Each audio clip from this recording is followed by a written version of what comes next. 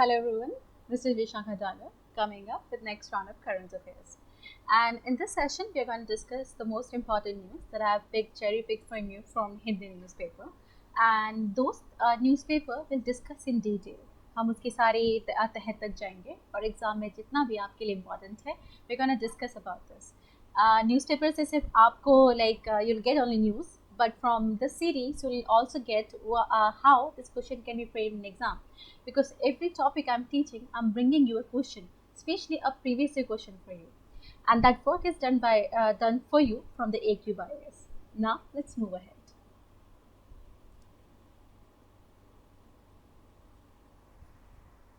So first in the session is the COVID related news.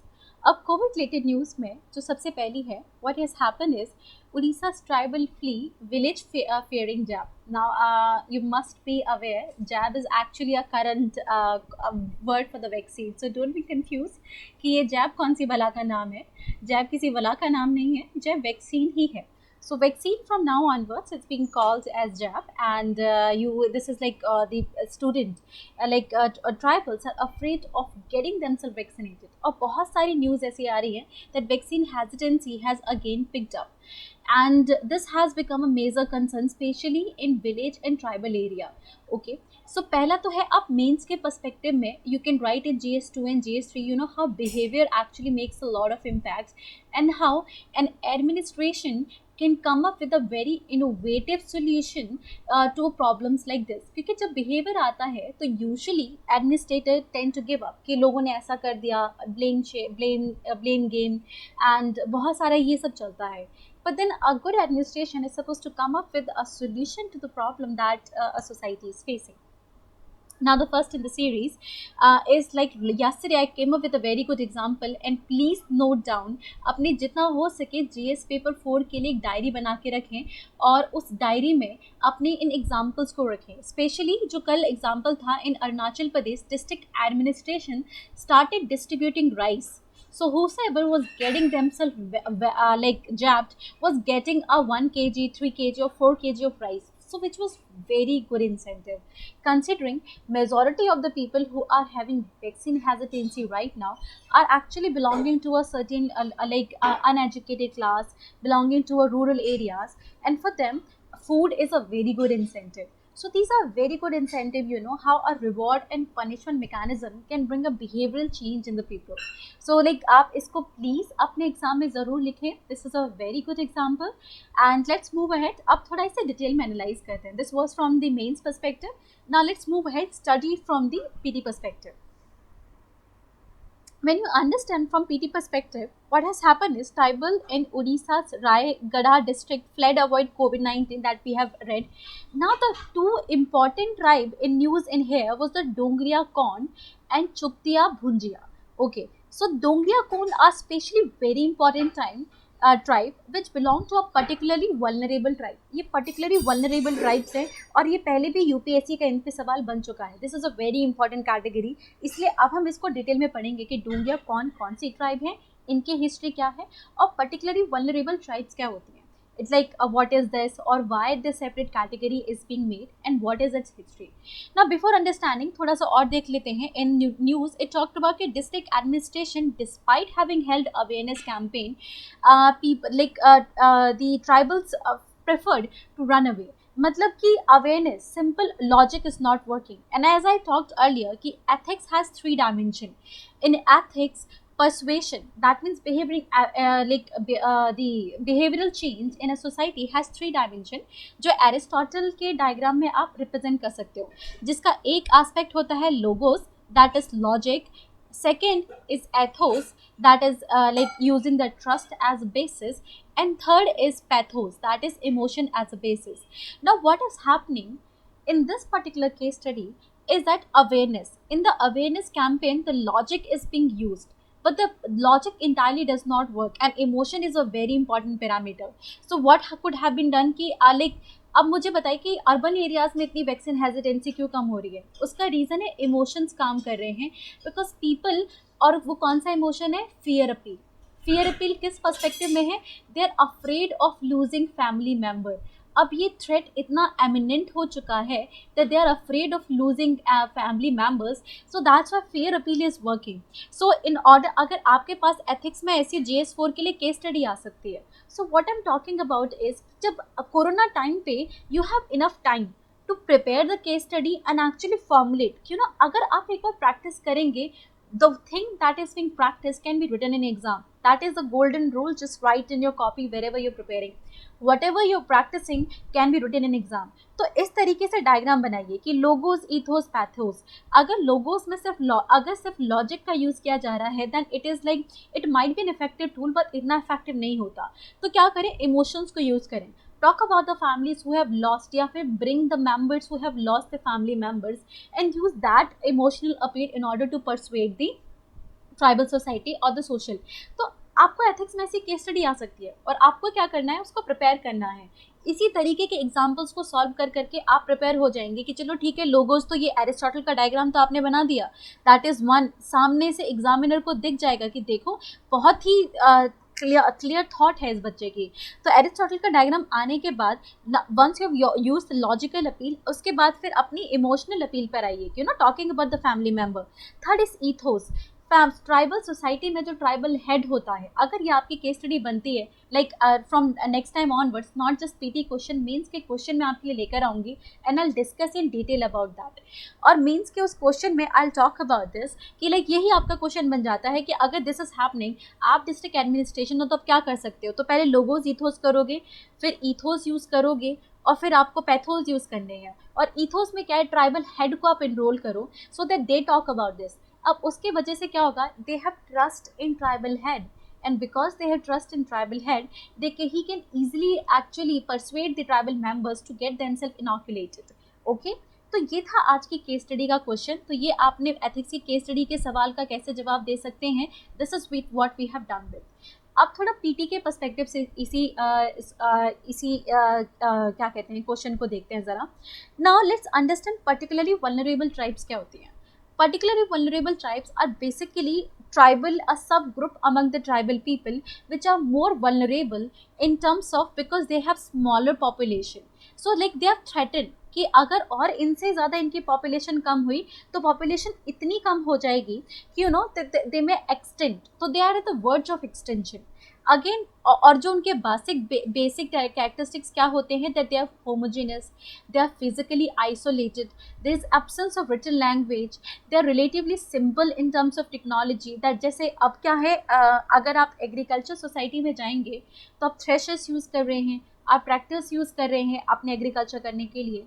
But in case of particularly vulnerable tribe, the society is so simple in terms of use of technology कि वो अभी भी hunting gathering type of technology भी use करते हैं. So they are very simple society and there is a very slower rate of change. That's why I'm saying जो agriculture society है वो ट्रैक्टर यूज़ कर रही है. Why? Because the rate of change is very high.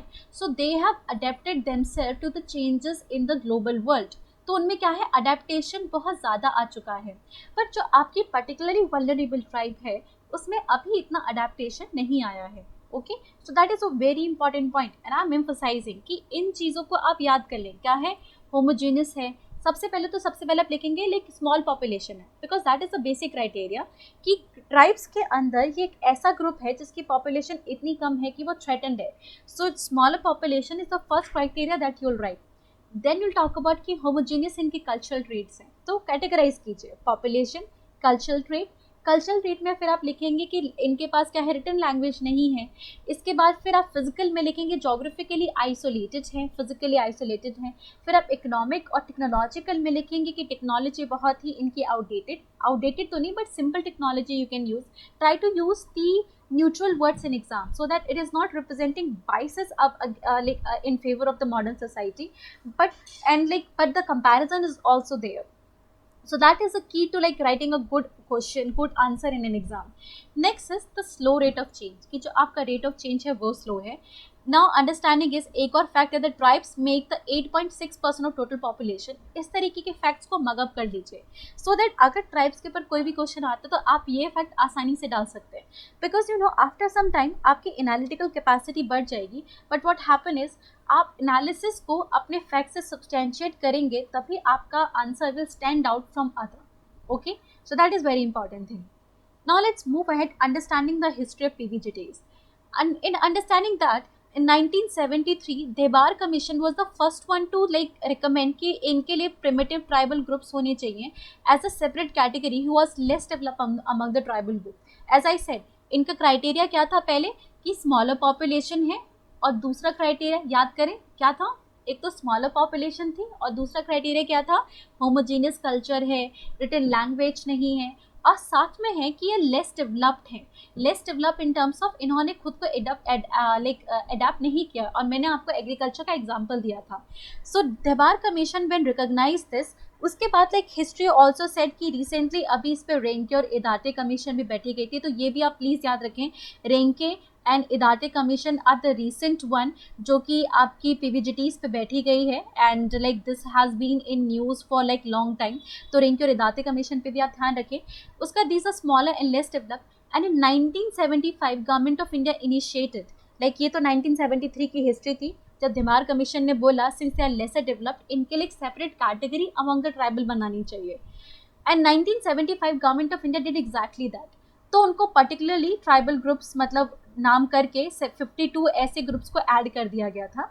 And 1993 में फिर उसमें 23 add कर दिए गए, उसके साथ ये 75 हो गए.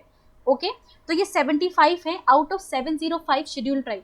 आपको डेटा क्या याद रखना है, मैंने बहुत इंपॉर्टेंट डेटा इसमें बोला था. एक पहला पॉइंट क्या था कि ट्राइबल जो है हमारे 8% ऑफ टोटल पॉपुलेशन कॉन्स्टिट्यूट करते हैं, और नंबर कितने हैं, दे आर 705. ये याद प्लीज़, ये डेटा अपना मेमोराइज कर लें. ट्राइब्स आपके दिमाग में आए तो ये डेटा आपको सीधा आना चाहिए कि they constitute 8% of tribal population, और इसीलिए 7-8 के आसपास ही इनको रिजर्वेशन भी मिला हुआ है. And in number they are 705. चूँकि डेटा बहुत कंटेस्टेड है, that is one of the problem with the tribals. कभी मैं इसको हॉलिस्टिकली लेकर आऊँगी इस टॉपिक को, but right now understanding is that कि वो 8% ऑफ टोटल पॉपुलेशन है एंड 705 इन नंबर है. एंड देन 1975 में 52 ग्रुप पीवीजीटीज आइडेंटिफाई किए गए थे, और 1998 में 23 ये ग्रुप हो गए थे. राइट ना, 23 और ऐड कर दिए गए थे, ओवरऑल 75 हो गए थे. तो लाइक डेटा को ऐसे निग्लेक्ट मत करें, बिकॉज अब UPSC have started playing with the data. That means some amount of data which is being repeated over the time, वो आपको याद होना ही चाहिए. Then what happened is 2006 में government renamed them from PTGs to PBTGs, particularly vulnerable tribes. तब से इनको particularly vulnerable tribes बोला जाता है. So this is their history from 1973 जब देबार कमीशन ने रिकमेंड किया, 1975 जब 52 ग्रुप्स आइडेंटिफाई किए गए, 1998 जब 23 ग्रुप फर्दर ऐड करके 75 हो गए, 2006 में ये पीटीजी से पीबीटीजीज हो गए. ये याद रखें, because at the end of this topic I am going to ask you question, और कितना केयरफुली आप सुन रहे हैं उतना ही केयरफुली आप इस सवाल का जवाब भी दे सकते हैं मुझे. Now let's move ahead. Let's talk about Dongriya Kond. As I said, Dongriya Kond is a very famous tribe in India, जिसको आप प्री के पर्सपेक्टिव से भी प्लीज़ आप थोड़ा डिटेल में समझें, और मेंस के पर्सपेक्टिव से बहुत इंपॉर्टेंट है. आप इनको कहीं भी अपने एग्जाम्पल्स में लिख सकते हैं.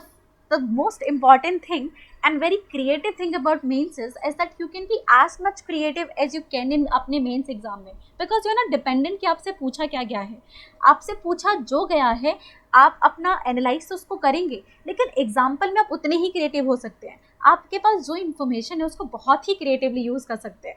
So let's move ahead. जैसे मैंने आपको बोला कि हाउ यू कैन एनालाइज, अभी से एनालाइज करेंगे तो भी मेंस के लिए प्रिपेयर होंगे कि इस तरीके से न्यूज़ को पढ़ा जाता है. Now let's understand Dongriya Kond.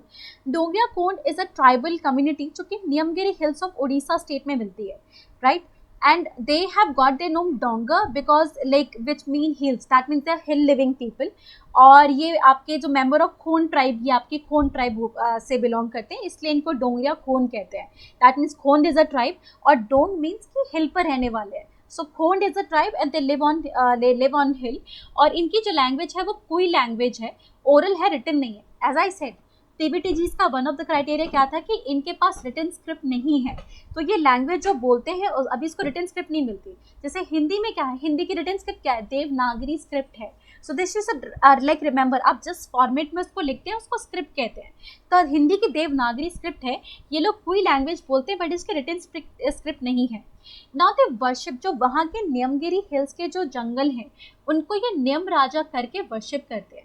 So which is actually god of Niyamgiri forest. And वहाँ पे like but the problem there is that उस पूरे हिल्स में काफ़ी सारा अमाउंट ऑफ बॉक्साइट मिलती है. This is actually like blessing as well as actually their nightmare as well, because most of the tribal places are is actually is also the place जहाँ पे काफ़ी ज़्यादा मिनरल्स मिलते हैं. डोंगरिया कुंड इसका एग्जाम्पल है. आप इस एग्जाम्पल को कोट करें कि मतलब ये ट्राइबल मिजरी का वन ऑफ द रीज़न क्या है. ट्राइबल मिजरी का one of the biggest reason ये है कि ट्राइबल्स जहाँ रहते हैं often it is also the place जहाँ पे आपके नेचुरल एसेट्स मिलते हैं. लाइक पानी है तो डैम बनाने की ज़रूरत पड़ जाती है, जैसे बॉक्साइट है तो माइनिंग की ज़रूरत पड़ जाती है. So that become the reason कि government come up with the development initiative for the larger society, and but in the process tribals are displaced. So displacement, forced migration is one of the misery of the tribal people. Same thing was about to happen with the Dongriya cone. जब वहाँ पे bauxite मिली and Vedanta group started a project जहाँ पे वो bauxite mining करने लगा. But what happened was Dongriya cone tribal, they came together and they organized themselves and they fought against this initiative. Finally they won the battle in 2013 जब Supreme Court actually gave a verdict against the Vedanta, and finally Dongriya Kones were left to actually worship their Niyamgiri Raja. तो आप this is a case study जो pre के लिए तो important है कि चलो ये नियमगिरी स्टेट में रहते हैं, इनकी कोई लैंग्वेज है, कोई रिटन स्क्रिप्ट नहीं है, पर्टिकुलरली वल्नरेबल ग्रुप्स हैं, ये आप पीटी के लिए डेटा याद रखेंगे. लेकिन मेंस के लिए आपको क्या याद रखना है?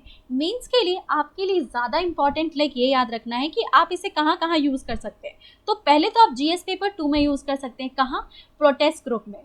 आप प्रोटेस्ट ग्रुप में यूज़ कर सकते हैं कि प्रोटेस्ट ग्रुप का बहुत इफेक्टिव एग्जांपल क्या है, आपकी डोंगरिया कोन कम्युनिटी है. आप इंडिजिनस एग्जांपल यूज़ कीजिए. आप जीएस पेपर 1 में यूज़ कर सकते हैं. जीएस पेपर 1 में सोशल इश्यूज़ में ट्राइबल्स का जो इशू है वहाँ पे एग्जांपल में इसको यूज़ कर सकते हैं. So this is very important. GS paper 1 में भी, जीएस पेपर 2 में भी. इनफैक्ट इन 2016 आपका एथिक्स में जीएस पेपर 4 में केस स्टडी आई थी कि ट्राइबल मतलब देयर इज़ अ प्लेस जहाँ पे इंडिजिनस पीपल रहते हैं, पर डेवलपमेंट के लिए वहाँ पे डिस्प्लेसमेंट करने की ज़रूरत है. अगर आप डिस्ट्रिक्ट एडमिनिस्ट्रेशन होते तो क्या करते? तो इस तरीके से अपने आंसर्स को फॉर्मुलेट कीजिए and you will be able to come up with a good answer. Now let's move ahead. अब as we have done with this, अब हमारा इतना काम हो चुका है कि अंडरस्टैंड कि डोंगरिया कौन है, पर्टिकुलरली वल्नरेबल ग्रुप क्या है. हमने प्री और मेंस के पर्सपेक्टिव दोनों से एनालाइज किया. अब जरा एक क्वेश्चन सॉल्व कर सकते हैं. Now this is question from UPSC prelim 2019 का ये सवाल है और आप मुझे इसका थोड़ा जवाब देने की कोशिश करें. Now the question says that consider the following statement about particularly vulnerable groups in India. It says that PVTGs reside in 18 states and 1 UT. अब ज़रा हम देखते हैं यहाँ पे, हमने ये इन्फॉर्मेशन देखी भी है कि वो 18 स्टेट और 1 UT में रहते हैं, वे हमने पढ़ा था. But we are not sure because about fact we tend to forget. So चलो let's keep that one in doubt कि अभी 1 के बारे में हमें श्योर नहीं है. Now let's move ahead. अब हम यहाँ पे सीखेंगे कि आप एलिमिनेशन मेथड को कितना इफेक्टिवली यूज़ कर सकते हैं अपने आंसर तक पहुँचने के लिए, even if you do not know the answer to the all the options. आपको सभी आंसर के बारे में श्योर नहीं है, बट आप एलिमिनेशन के थ्रू अपने आंसर पे पहुँच सकते हैं. Now I am gonna teach you this कि आप कैसे कर सकते हैं उस चीज़ को. Now let's read the second statement. It says कि स्टैग्नेंट और declining population is one of the criteria for determining PBGTs. अब ये बहुत ही बिनाइन स्टेटमेंट है और बिनाइन स्टेटमेंट ऑफन ट्रू होती है. तो और दूसरा ये तो हमें पता भी है कि इनकी व्हाट वर द क्राइटेरिया. हमने कहा था 2 क्राइटेरिया हमने इसके रखे थे, एक तो स्मॉलर पॉपुलेशन और दूसरा क्राइटेरिया क्या था, they are relatively backward in development. तो बैकवर्ड है, स्मॉलर पॉपुलेशन है. सो लेट्स मूव अहेड कि ये तो चलो 2 ठीक है. अगर आप 2 ठीक करते हैं इसका मतलब D is not the answer, right ना. तो एक हमारा एलिमिनेट हो गया. Now let's move ahead. 2 has helped us in reaching us to at least eliminating 1. Now let's read statement 3. There are 95 PBTGs officially notified in the country. 95 PBGTs. अब सारा इस facts को ध्यान से देखते हैं. हमें याद है 75 PBGTs थे, याद है. हमने कहा था कि पहले 52 समथिंग थे एंड देन उसके बाद 23 ऐड कर दिए, उसके बाद वो 75 हो जाते हैं. अगर हमें सिर्फ इतना सा फैक्ट याद है, that means statement 3 is wrong obviously. और मोमेंट अगर आप एक रॉन्ग स्टेटमेंट आइडेंटिफाई कर लेते हैं ना, it is a win scenario for you because आप उसे एलिमिनेट कर सकते हैं. That means option A is wrong, option B is also wrong and you are left with option C. Right, that means आपका ऑप्शन सी आपका option answer है। पर हम अभी डी को भी 4 को भी चेक करेंगे ना। अगर आप अपना यहाँ पे एक चीज़ आप बहुत केयरफुली नोटिस करें, अगर आप ऑप्शन 3 को एलिमिनेट कर देते ना, आपको ऑप्शन 1 भी देखने की जरूरत नहीं पड़ती, बिकॉज 3 भी यहाँ से कट हो जाता है, तो आप ऑप्शन सी के साथ बच रहे हैं। That means there is a brighter possibility कि आपका सी आपका राइट आंसर है and C is going to be the right answer. पर जरा स्टेटमेंट 4 को भी देख लें। नाउ स्टेटमेंट 4 टॉक्ड अबाउट कि Irulas and Konda Reddis are the list of PBGTs. अब 75 है, आपको 75 की 75 तो नहीं याद होंगी, सो देर इज अ पॉसिबिलिटी कि आपको ये नहीं याद होता। Next time I try to bring the list of the PBTGs as well, but ये आपको 75 की 75 नहीं याद होंगी, लेकिन ऑप्शन 3 पता होने से हमने कितनी आसानी से इस क्वेश्चन को सॉल्व कर लिया। So this is a trick to UPSC. Even if you don't know the answer to the question, knowing what is not right can help you reach the answer. So that is something आपको practice करना चाहिए again and again, it will help you find the answer. Now I hope this entire session was useful to you, and if that is true, then stay connected to us. Also, stay at home, stay healthy, stay safe, and stay connected to ACube IAS.